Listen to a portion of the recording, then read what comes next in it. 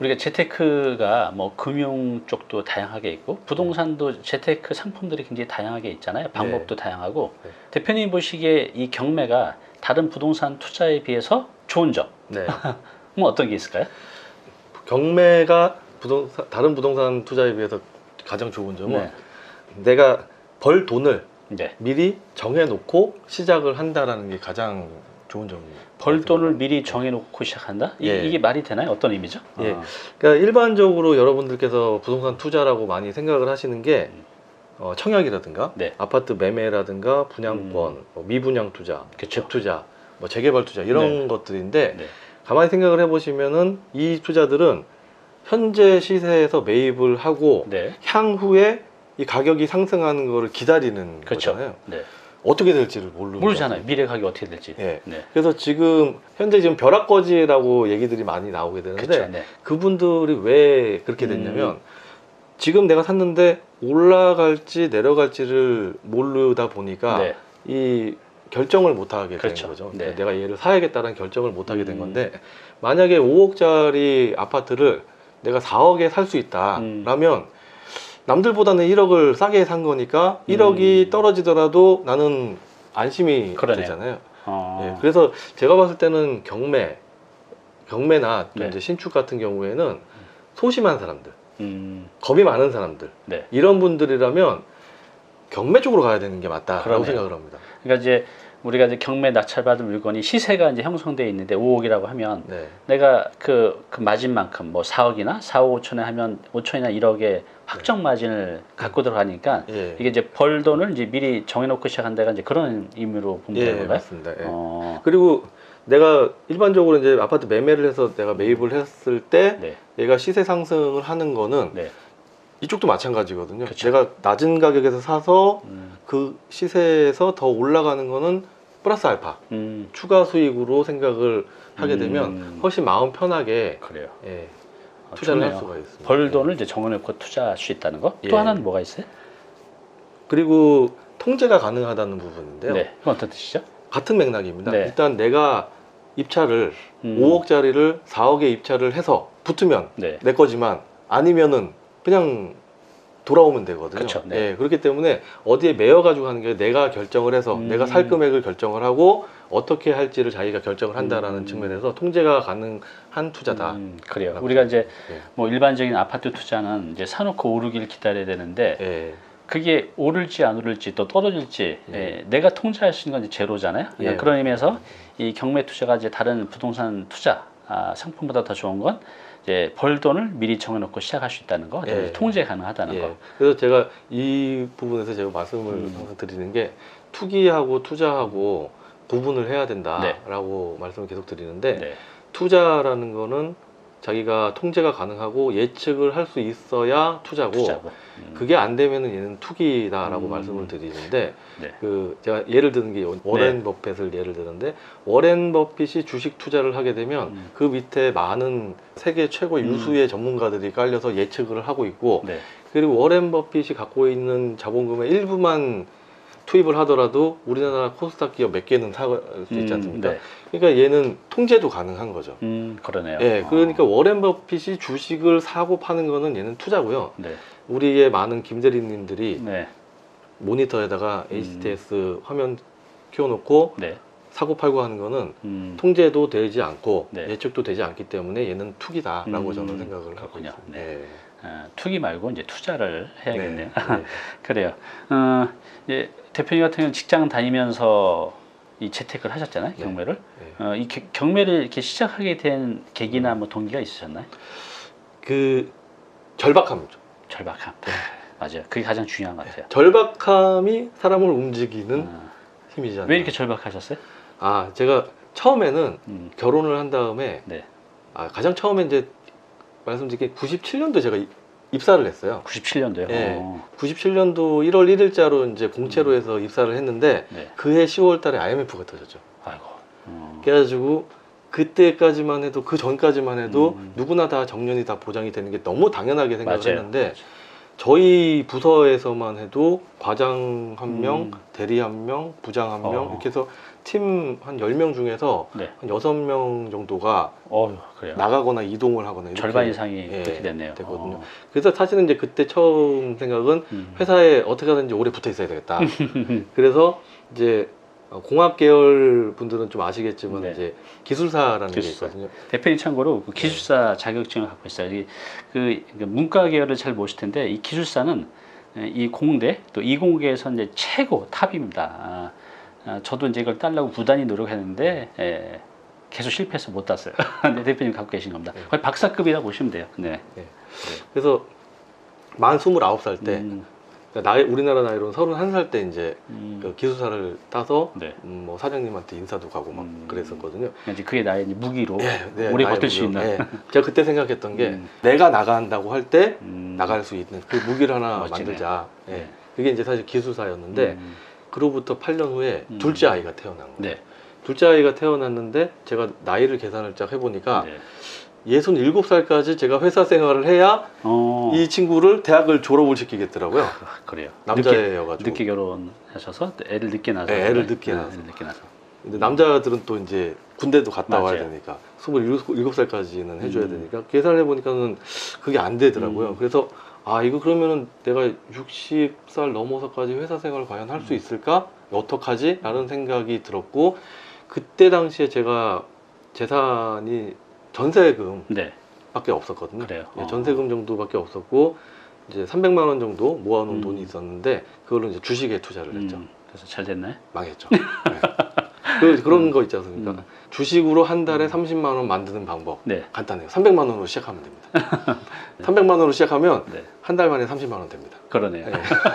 역설적으로 네. 30만 원 만들면 뭐 300 넣으면 네. 한 달 만에 270만 원 이제 호응으로 날라가고 30만 원 어쨌든 남네요. 네. 네.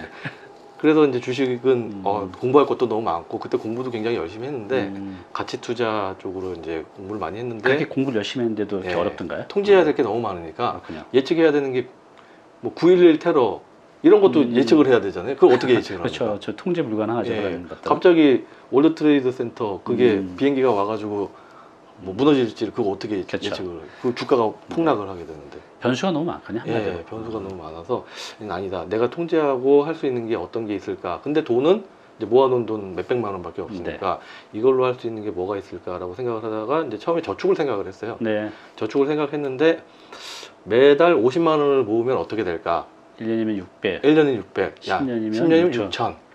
이걸로 부자가 될 수는 없겠구나. 100년 해야 6억인데 네. 서울에 전세 가격도 안 되네요. 네. 그래서 얘는 아니다고 생각을 한 거예요. 그러네. 그리고 사실 한 달에 50만 원을 모으려고 하면 정말 친구들도 안 만나야 되고 그렇죠. 사고 싶은 거 안 사야 되고 먹고 싶은 거 안 먹고 이래야지 이제 50만 원을 모을 수가 말 있는데 그대로 이제 쪼잔한 사람이 돼야 돼요. 아니다 싶어서 이제 공부를 다른 걸 하다가 이제 경매를 접하게 됐는데 사실은 그때 당시에는 경매가 이렇게 학원이라든가 누가 가르쳐 주는 사람들이 별로 없었거든요. 그렇군요. 예, 이제 학원이라고 하면은 이제 법무사 사무장님들이나 이런 분들이 이제 법에 대해서 네. 민사 집행법에 대해서 막 이렇게 설명하는 그런 것들이 있었는데 저는 이제 실제로 다 몸으로 부딪히면서 할 수밖에 없는 그런 그렇군요. 상황이 됐었죠. 그래서 이제 결국 이제 대표님은 이제 그런 이제 절실함 네. 상황 속에서 이렇게 경매라는 이제 재택을 시작하게 됐겠네요. 또 예. 금액도 좀 소액으로 할 수가 있었고. 예. 네.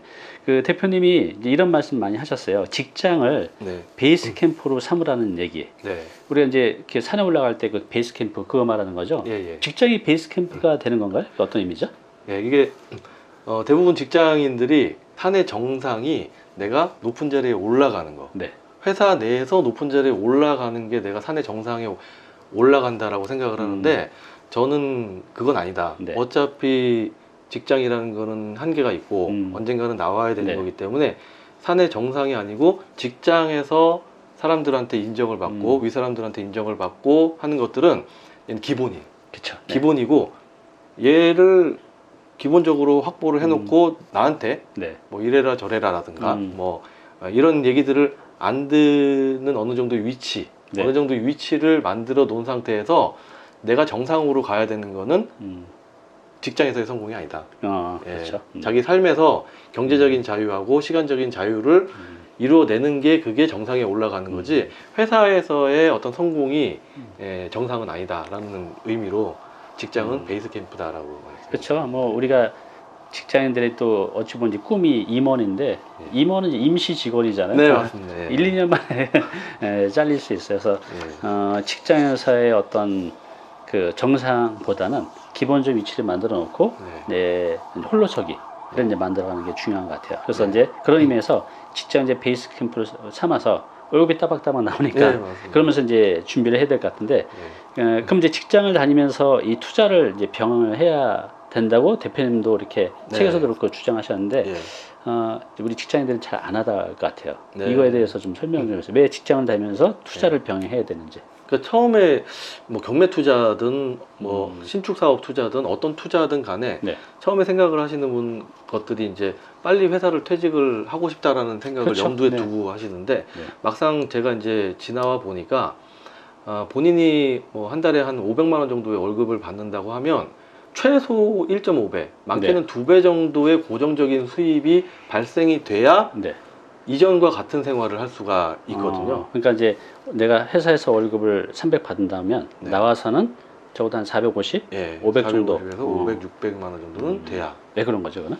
기본적으로 나가는 돈들이 뭐 건강보험료라든가 이런 것들도 있고 그리고 회사에서 알게 모르게 해주는 것들이 굉장히 많아요. 후생복지가 많거든요. 그리고 직장을 계속 다녀야 되는 가장 큰 이유 중에 하나는 부동산 투자라는 거는 어떤 종목이든 간에 레버리지를 이용을 하게 되는데 이 레버리지를 이용을 하려고 그러면 회사를 나오는 순간 대출이 안 됩니다.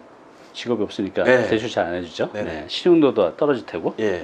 그게 사실은 가장 큰 무기인데 이 부동산 투자에서 대출이라는 게 가장 큰 무기인데 그 무기를 하나 잃어버리게 되는 거예요. 크네요, 그게. 굉장히. 그래서 반드시 나와서는 대출도 안 되고 하니 직장 다니면서 그 직장이 내가 대출 받을 때 이제 무기가 되는군요. 그래요. 그 부분이 가장 그 실질적으로 현실적으로 가장 큰 부분이지 않을까. 그래요. 이제 경매 이제 직장을 다니면서 이제 시작하신 분도 있고 또 경매를 또 전업으로 전문으로 하신 분들인데 접근 방법이 좀 다를 것 같아요. 그러니까 이 전업을 하시면 일단 시간도 있고 뭐 내가 이렇게 제어할 수 있는 시간인데 직장인들은 월, 화, 수, 목, 금 회사 나가야 되잖아요. 좀 접근 방법이 다를 것 같아요. 특히 이제 직장인들 입장에서 어떻게 접근을 해야 될까요? 제가 이제 처음에 경매 투자를 할 때 저 같은 경우는 이제 회사를 계속 다니면서 했고 그리고 이제 몇몇 분들은 회사를 그만두고 전업으로 하신 분들도 주위에 있었는데 전업으로 하신 분들이 크게 두 가지로 나눠지더라고요. 이제 한 부류는 시간이 많이 있으니까 그만큼 이제 적극적으로 해서 좀 성공의 시간이 좀 단축이 되시는 분들도 있는데 또 한 부류는 사실 경매라는 게 입찰하고 나서 낙찰받은 다음에 별로 할 게 없거든요. 그렇죠. 막 이제 뭐 매일 임장을 다니는 것도 아니고 돈이 뭐 수십억이 쌓여 있어가지고 뭐 돈을 계속 집어넣을 수 있는 것도 아니고 그러다 보니까 시간이 많이 남게 되는데 이 첫 번째 물건이 내가 퇴사를 한 다음에 뭐 한 3, 4개월 안에 입찰해서 낙찰이 되지 않으면 굉장히 불안감에 시달리게 되는 거죠. 그러다가 잘못 판단을 해서 들어가지 말아야 되는 물건에 들어가서 좀 크게 고생을 하거나 이런 경우를 굉장히 많이 봤거든요. 이제 조급해지면 또 무리수를 두게 되잖아요. 맞습니다. 마음이 조급해지니까 무리수를 두게 되더라고요. 그래서 이제 직장을 다니시는 분들하고 이렇게 전업하시는 분들하고 좀 차이를 둬야 되는 거는 좀 자기 시간을 최대한 안 쓸 수 있는 그런 방법. 아까 전에 제가 말씀을 드린 것처럼 수도권의 빌라로 할 것이냐 아니면 지방의 소형 아파트로 할 것이냐 똑같은 수익률이 발생이 된다고 하면 내 시간이 좀 더 덜 들어가는 쪽으로 하는 것이 맞다. 직장을 다니면서 할 때는. 그리고 제가 아까 서두에 말씀드렸던 그 지분 경매를 제가 또 이제 좀 많이 했던 이유가 뭐냐면 지분 경매 같은 경우에는 사실 일반적인 경매 패턴에서 뭐 명도 협상이라든가 이런 부분들에 대해서 크게 신경을 안 쓰거든요. 그러니까 바로 낙찰을 받은 다음에 한 2, 3일 있다가 그냥 전자소송 사이트에 들어가서 소장 하나 작성하고 또 시간 기다렸다가 또 소장 하나 작성하고 이런 식으로 이제 반복이 되다 보니까 내가 그쪽으로 가거나 거기를 점유하고 있는 사람들하고 명도 때문에 만나서 협상을 하거나 이런 시간들이 많이 단축이 되거든요. 그래서 최대한 사무실에 앉아서 할 수 있는 것들을 찾으시는 게 좋은데 네. 직장 다니시는 분들은 네. 전업으로 하시는 분들하고 좀 이 시간의 투자 대비 가성비라 그러죠. 네. 가성비가 좋은 쪽으로 선택을 하셔야 되는 게 그래요. 맞다고 봅니다. 네. 그래요. 이제 직장인들은 이제 절대적으로 이제 시간이라는 그런 그 내가 통제할 수 없는 부분이 있기 때문에 이제 그렇게 직장인들 접근하시면 좋을 것 같아요. 네. 대표님 같은 경우도 지금은 이제 전문가지만 이 경매 초기 때는 네. 뭐 이렇게 좌우충돌하면서 좌충돌하면서 뭔가 이렇게 에피소드 있을 것 같은데 네. 뭐 재밌는 그런 스토리가 있었나요? 현재 그 여러 정말 많은 경우가 있었는데 네. 뭐 제일 첫 번째는 집안의 반대. 반대. 왜? 네. 누가요? 와이프. 아, 그렇군요. 또 반대하고 뭐 저희 어머니 아버지도 반대하고 장인 그렇죠. 장모님도 반대하고 있는 거나 잘 지켜라 이러지. 예, 또 왜 회사 투자냐. 좋은데 다니는데 왜 그러냐 해서 이제 그거를 저는 그때 그런 생각했거든요.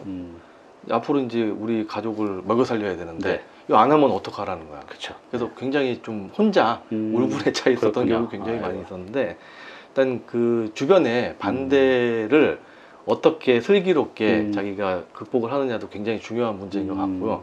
그리고 제가 사실 그 경매를 하면서 딱 한 번 입찰 보증금을 네. 날린 적이 있어요. 그래요. 얼마 이- 정도? 뭐 금액은 얼마 안 돼요. 한 400만 원 정도 되는데 네. 낙찰을 받고 이제 처음에 이제 아파트 같은 경우에는 그 내부가 거의 비슷하기 때문에 이제 굳이 이제 안에까지 보려고 네. 노력을 안 해도 되는데 낙찰을 논산이었는데요. 낙찰을 받고 나서 이제 그 명도 협상 때문에 내려갔습니다. 네. 내려갔는데 이제 그 보증비 400만 원이니까 한 4천만 원 정도 되는 물건이죠. 근데 땡뚱땡뚱 해가지고 이제 들어가서 문이 열리고 그분하고 만나서 얘기를 하려고 딱 마주쳤는데 그 한 30대 초중반의 그 가정주부셨는데 밖에 나가서 얘기를 하자고 하더라고요. 그래서 놀이터 쪽으로 나오는데 그분이 하나는 없고 하나는 이게 저기 하고 아유. 아이 3명을 키우시는 아이고, 30대 초반 여자분이신 거예요. 그래서 이제 놀이터에 앉아가지고 이제 저가 원래 이제 내려갔던 이유는 네. 언제 이사를 나가실 거냐, 뭐 이런 뭐 이사비는 어떻게 할까, 뭐 이런 얘기들 하려고 갔는데 상황을 들어보니까 남편이 한 10살 정도 차이가 나는데 10살 연상? 예. 네. 근데 뭐 은행이라든가 네. 대출이라든가 이런 것들을 전부 이제 남편이 하고 있었던 거예요. 음. 근데 그 남편이 한 서너 달 전쯤에 네. 이 교통사고 때문에 병원에 입원을 해야 되는 아이고. 거죠. 그러니까 이 여자분은 그런 내용들을 전혀 모르고 모르겠어요. 아이고, 우편물이 계속 오기는 오는데 그게 뭔지도 모르고 근데 또 한 5천만 원 정도 되는 아파트였는데 그 채권이 걸려 있는 게 한 200~300만 원? 그걸 해결 못한 거예요? 네. 그러니까는 얘를 팔아도 해결할 수 있고 대출을 받아도 해결할 수 있는 건데 그러게요. 그런 상황을 전혀 그 모르시다 보니까 아. 그냥 돼버린 거예요. 일반인들 중에 우리한테는 당연한데 일반인들은 그거를 어떻게 해야 될지 모르는 분도 참 많으신 것 같아요. 네. 안타까워요. 그래서 그날 밤늦게까지 네. 경매 상담을 해드리고 어떻게 해결을 할 수 있다. 아. 예, 뭐 이런 저런 얘기를 갖다가 그러시구나. 해드리고 사실 지금은 어느 정도 이제 그 지식이 쌓였으니까 그럴 경우에 채권자하고 같이 만나서 협상을 해서 채권을 이제 경매를 취하를 하고 나는 이제 그렇죠. 보증금 네. 돌려받고 이렇게 했을 텐데 그때는 이제 워낙 저도 초창기다 보니까 그냥 방법을 알려주고 보증금을 제가 그냥 포기를 했어요. 그래도 이제 그때 돈을 좀 이렇게 잃으셨지만 네. 진짜 한 가정을 살렸겠네요. 30대 새아이의 어머니 입장에서는 정말 애들만 있으면 죽고 싶은 심정이었을 거예요. 근데 그걸 이제 가정을 살리신 거니까 네. 정말 좋은 일 하셨네요. 그리고 이제 차 운전하면서 올라오는데 와이프한테 제가 내가 지금 뭐 하고 있는 거지? 그랬더니 아 잘했다고. 네, 잘했다고. 아내분도 네. 성이 좋으시네요. 네. 그래서 그게 이제 가장 기억에 남는 거예요. 그래요. 그리고 또 경매 초창기에 이건 정말 초창기인데요. 네. 2004년도였어요. 2004년도에 네. 이제 처음 제가 이제 주식에서 돈을 잃고 네. 이제 경매를 해봐야 되겠다라고 생각을 했죠. 진짜 초창기네, 처음 때. 예, 진짜 초창기. 공부를 좀 한 다음에 입찰장에 가서 물건을 보고 이제 입찰을 들어가야 되겠다라고 생각을 했는데 그때 당시에 화곡동에 네. 강서구 화곡동에 일반적인 빌라 시세가 네. 한 4,500만 원에서 5천만 원 정도, 방 3개, 화장실 2개짜리가. 네. 그리고 반지하가 한 1,500만 원에서 2천만 원 정도 됐었거든요. 근데 제가 이제 2층 정도 되는 4,500만 원짜리 입찰을 들어가려고 네. 기다리고 있었는데 경매 법정에서 네. 반지하 1,500만 원 정도 되는 거를 어떤 젊은 친구가 네. 980만 원인가의 낙찰을 받아서 갖고 갔어요. 어. 그때 옆에 계시던 분들이 아유 저 친구는 그 반지하 저거 돈 1,000만 원이나 주고 사가지고 저거 어떻게 하려는지 모르겠네 이렇게 말씀을 하시는 게 웅성웅성했었거든요 주위에서. 그래요? 그래서 저는 이제 그날 이제 네. 폐차를 하고 네. 이제 돌아왔는데 그때 당시에 이제 신문지상에 네. 부동산 경기 폭발, 뭐 앞으로 반값이 된다, 네. 일본 버블 경제, 네. 반값 아파트 된다 이런 것들이 막 나와서 이제 어린 마음에 너무 겁이 나가지고 이제 입찰을 안 하고 회사에서 이제 지방 현장으로 이제 발령이 네. 났었어요. 그러고 나서 2006년도, 2007년도에 다시 본사로 복귀를 했는데 네. 어느 정도 이제 시간이 지나서 회사 업무에 좀 적응을 하고 나서 예전 물건을 딱 봤죠. 네. 그랬더니 예전에 제가 입찰하려고 했던 물건 4,500만 원짜리가 네. 2억이 돼 있는 거예요. 세상에 4배가 5배가 뻥튀기 됐네요. 네. 2억이 돼 있고 반지하 빌라 그 여러분들이 막 네. 1,000만 원 다 내서 산 거. 큰일 났다 저 친구가 어떡하냐 이렇게 했던 게 뭐 1억이 돼 있고. 와, 그건 거의 10배 올랐네요. 네. 그런데 그때 나 다시 해봐야겠다라고 생각을 하고 이제 공부를 다시 막 하고 있는데 신문에 나온 게 뭐냐면 네. 반값 아파트 된다. 또 일본 버블 경제 따라간다. 아유. 그래서 제가 그때 유명하신 분들이 꽤 있어요. 이름 되면은 다 아시잖아요. 네.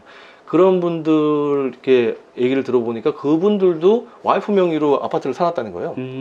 이제 좀 공부하면서 좀 알다 보니까. 네. 그래서 그때 당시에 제가 생각했던 게 이거 있는 사람들이 음모 아닌가. 그렇게 없는 생각하셨겠네요. 사람들을 계속 없게 만들려고 하는 음모 아닌가. 그러게요. 근데 요번에는 안 속는다. 그래서 이제 그때부터 본격적으로 좀 경매로 사가지고 뭐. 이제 예전에 그 할 때는 아내분이 굉장히 반대하셨다는데 지금은 이제 이렇게 재력가가 돼 가고 있고 이미 재력가시죠. 이제 좀 대우가 달라지셨나요, 아내분의? 그 대우가 달라진 게 제가 결혼한 이후에 뭐 결혼기념일이나 이런 거를 챙기지도 않고 사실 이제 어디서 아는 사람들이 이렇게 뭐 명절 때 네. 상품권 같은 거 주잖아요. 네. 그거를 저는 와이프한테 준 적이 단 한 번도 없거든요. 그래요? 얘네들 전부 이제 상품권 팔고 사는데 가가지고 네. 현금으로 바꿔서 다시 그걸로 또 투자하고 이렇게 했기 때문에 와이프는 아직까지도 상품권은 뭐 없는 줄 알아요. 그래요. 예, 그런데 소형 아파트가 네. 한 2, 30개, 제가 한 34개까지 모았었는데 네. 한 2, 30개, 20개 정도 넘어갔을 때 그때 이제 이자 빼고 이제 남은 금액으로 이제 좀 명품 백을 한번 사준 적이 있었거든요. 그래요. 그때부터 이제 도와줄 거 없냐. 이렇게, 예. 참 그래도 해피엔딩으로 끝나서 정말 다행이에요. 이렇게 어설프게 시작한 분이 이제 재택하다가 또 잘못되는 분도 많이 있거든요. 그러니까 기본이 중요한 것 같아요. 네.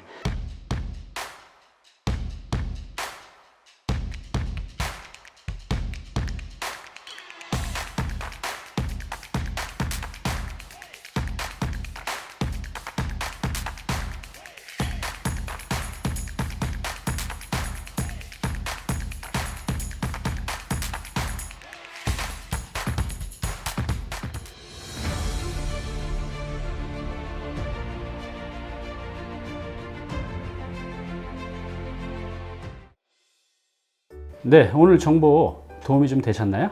앞으로 이런 정보 계속 받아보실 분은요, 여기 구독 부탁드리고요. 그 다음에 오른쪽은 제가 추천하는 영상입니다. 꼭 한번 보시기 바랍니다.